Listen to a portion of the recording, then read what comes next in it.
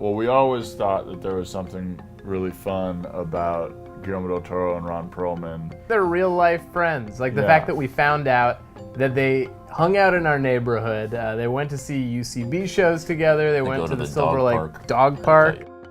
I remember Justin at some point being like, I think I want to do like a Guillermo del Toro impression. He's like a really interesting personality and he's weird and fun. We were all hanging out and you guys were kind of doing the voices, and then I went home that night and did a drawing of Ron and Guillermo and colored marker on like a little notepad or note card on my desk. So we went to our friend Pat's closet. He sound designed the short and also sound designed the whole Friendship Ulcers of Friendship series, and recorded the episode there. And the record was probably like 4 or 5 hours of doing the script and like beating our heads against the wall. Like it wasn't as funny as we thought it was.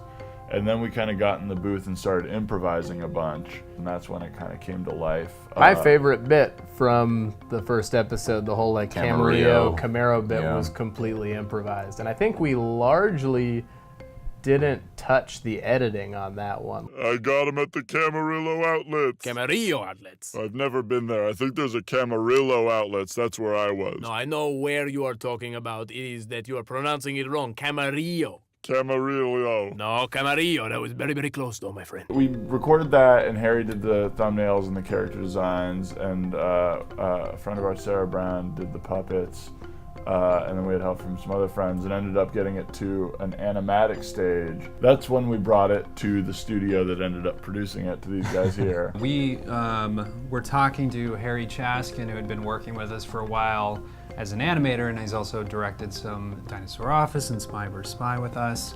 And we encouraged him to bring us some ideas on shows and stuff that he had, and he brought us the original animatic for the first episode, which was the Ron and Guillermo episode. After we saw the animatic, we really got behind it. It took a little bit more convincing and coaxing with Matt and Seth, getting them on board. I think they were more confused than amused at first. I will actually go on record and say when I heard the concept from my partners Eric and Harv, I said I really hated it.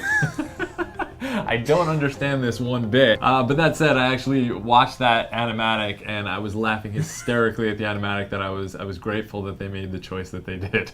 It's kind of impossible to explain unless you see it, because the idea sounds so crazy that you can't even imagine it being funny. It seemed like the best way to get the show out there would be to actually produce the first episode. And so we talked to Harry and the guys about doing that, and so we helped produce the first episode. Once it was done, once the pilot was finished, everybody agreed that it was something. We just didn't know exactly what it was. How do you continue to make this a show? And there's, would you ever watch these same characters episode after episode, or is it more interesting to sort of imagine the same scenario with several different kinds of characters?